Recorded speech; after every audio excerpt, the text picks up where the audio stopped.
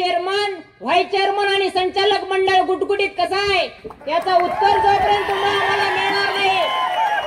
मान्य की उस कवि का मर जाना ही अच्छा है जो खुददार नहीं कारखाना जले और मैं कुछ ना बोलू, मैं तो ऐसा गद्दार नहीं। महाभारताचा तुमच्यासारख्या तज्ञांचा एवढा मला काय अभ्यास नाही, पण मायबाप हो ज्यांचा सेनापती रणांगणामध्ये शस्त्र टाकून पळून जातो अहो त्यांच्या वाट्याला विजय येईल काय? विवेकानंद पाटील आपल्याला वेळेचं बंधन आहे। गडबडीने माझं नाव सांगितलं नाही, महत्वाचं सांगितलं नाही, वेळेचं बंधन आहे, ऊन जोरात लागायला लागलेला आहे, पण कारखान्यावर प्रेम करणारे सभासद सुद्धा त्याच ताकदीचे आहेत आणि उन्हातनं ऊस तोडण्याचं काम मी सुद्धा करतात। काय काळजी करू नका, ह्यो सूर्य आहे, मला वाटते 2-2:30 वाजलेले आहेत, 5 वाजता मावळतीला जाणार आहे आणि कारखान्याचं सत्ताधारी पॅनेल सुद्धा तशाच पद्धतीने मावळतीला गेल्याशिवाय राहणार नाही।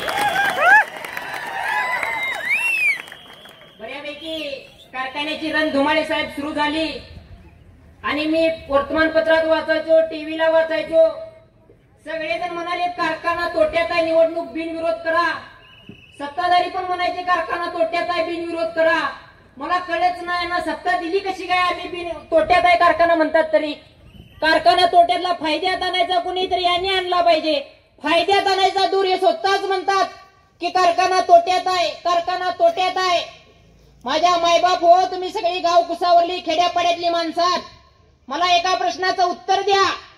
जर भोगावती सहकारी साखर कारखाना हा तोट्यात आहे तर या कारखान्याचा चेअरमन, व्हाईस चेअरमन आणि संचालक मंडळ गुटगुटीत कसं आहे याचं उत्तर जोपर्यंत तुम्हाला आम्हाला मिळणार नाही। माझ्या मायबाप हो, मला अनेक जण म्हणायचे की तू तिकडल्या बाजूला असतोस, आज इकडे कसा काय?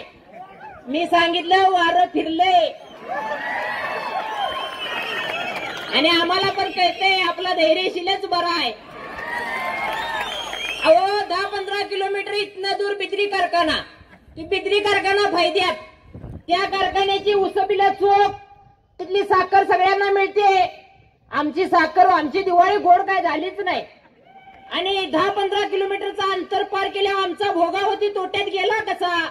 मायबाप हो, याचा विचार करायची वेळ आता आलेली आहे आणि तुम्हाला मी अभिमानानं सांगेन, हा कारखाना जर टिकवायचा असेल, अहो सहकाराला आम्ही मंदिर म्हणून संबोधतो, पण या सहकाराच्या मंदिराची आज काय अवस्था आहे? आज कामगारांची बिलं वेळेत नाहीत, साखऱ्याचा तर काय पत्त्याच नाही। मग अशा वेळेला आमच्या गावचा एक शाहीर होता आणि तो शाहीर गाण्यात नेहमी म्हणायचा, धान्याच्या पोत्याला घुस शिरली आणि साऱ्या पुढाऱ्यांची गट्टी ठरली, अरे जनतेला म्हणतात साखर सरली आणि परडाच्या दारानं साखर भरली।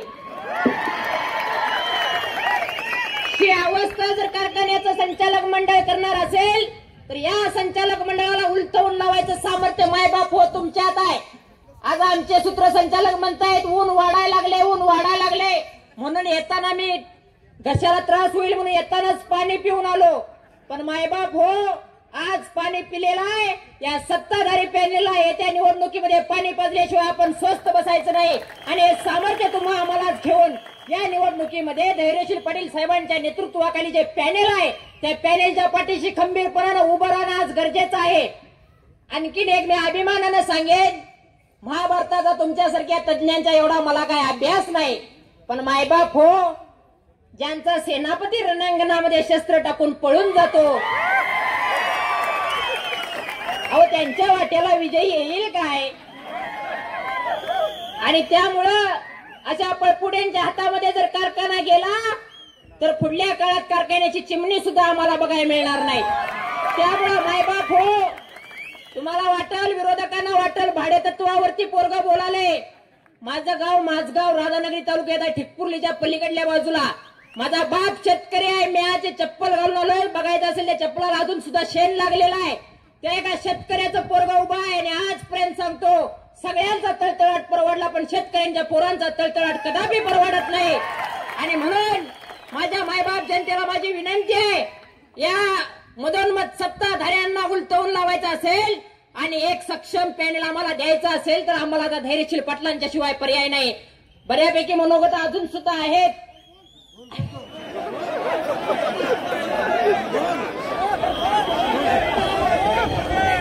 त्यामुळे एक तुम्हा सर्वांना समर्पक अशी गोष्ट सांगतो.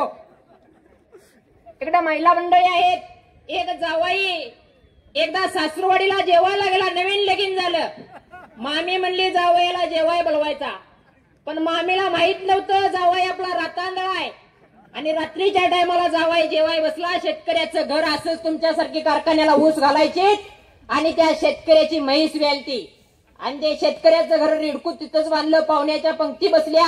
रातांदळा जावाई नेमका रेडकाच्या बाजूला बसला. पाहुणीनं सगळ्यांना भाकऱ्या वाढल्या. मामीनं जावई बापूच्या सुद्धा ताटात भाकरी वाढली. रेडकाने इकडे तिकडे बघितल्याने भाकरी खाली. तर मामीला वाटलं जावयानं भाकरी खाली. मामीनं दुसरी लगेच भाकरी घेतली आणि जावई बापूला वाढण्याचं काम केलं. रेडकाने इकडे तिकडे बघितलं, ती पण भाकरी खाली.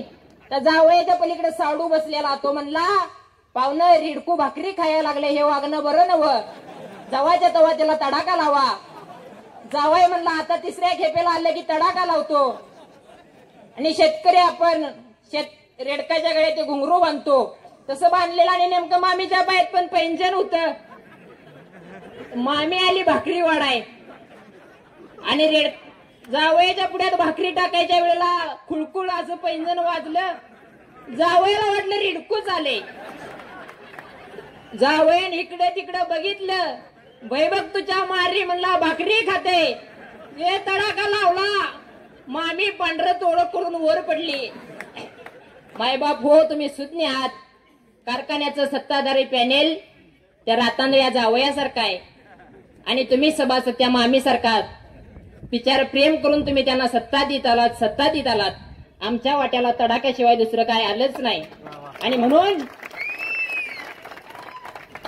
तुम्ही आम्ही गोरगरीब शेतकरी आहे.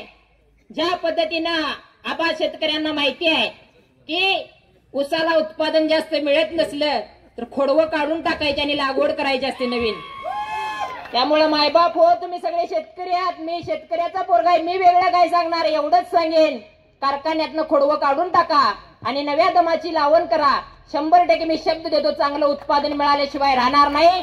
येणाऱ्या काळामध्ये निश्चितपणाने या कारखान्याच्या भविष्यासाठी आम्हाला विचार करायचा आहे. शेतकऱ्यांच्या पोरांच्यासाठी विचार करायचा आहे. या शेतकऱ्यांच्यासाठी आम्हाला संघर्ष करायचा आहे, लढायचा आहे. उसाला आमच्या दर मिळाला पाहिजे, साखर मिळाली पाहिजे, कर्मचाऱ्यांना वेतन मिळालं पाहिजे. या सगळ्या गोष्टी जर मिळाल्या पाहिजेत असं वाटत असेल तर धैर्यशील पाटलांच्या शिवाय आता पर्याय नाही. त्यामुळे मायबाप हो, येणाऱ्या काळामध्ये इकडे तिकडे बघायचं नाही. शिट्टी बघायची आणि डायरेक्ट मत दाबून रिकाम व्हायचं. आणि शिट्टी तुम्हा आम्हाला येणाऱ्या काळामध्ये तारल्याशिवाय राहणार नाही. आणि तुम्ही म्हणाल याच्या साध्या मिश्या दिसत नाहीत आणि हे पोरग ह्या एवढ्या सत्तारूढ पॅनलवरती का बोलते.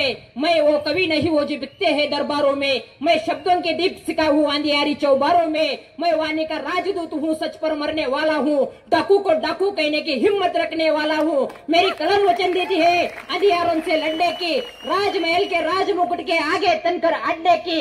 उस कवि का मर जाना ही अच्छा है जो खुददार नहीं, कारखाना जले और मैं कुछ ना बोलू, मैं तो ऐसा गद्दार नाही. आणि म्हणून ही भूमिका घेऊन आम्ही आज उभा आहे. बाकी जास्त काही बोलणार नाही. ऊन मोठ्या प्रमाणावरती वाढायला चाललेला आहे. कारखान्यात सुद्धा अशाच पद्धतीचं ऊन आहे. पण कारखान्याला चंद्राच्या सावलीत आणायचं असेल तर कारखाना धैर्यशीलच्या हातात आता दिला पाहिजे. आणि एवढा आशावाद व्यक्त करतो. तुम्ही सुज्ञ आहात. बाकी राहिलेला पसारा पुढल्या सभांमध्ये आहे. धन्यवाद. जय हिंद, जय महाराष्ट्र. धन्यवाद विवेकानंद पाटील साहेब. धन्यवाद. आपण उपस्थित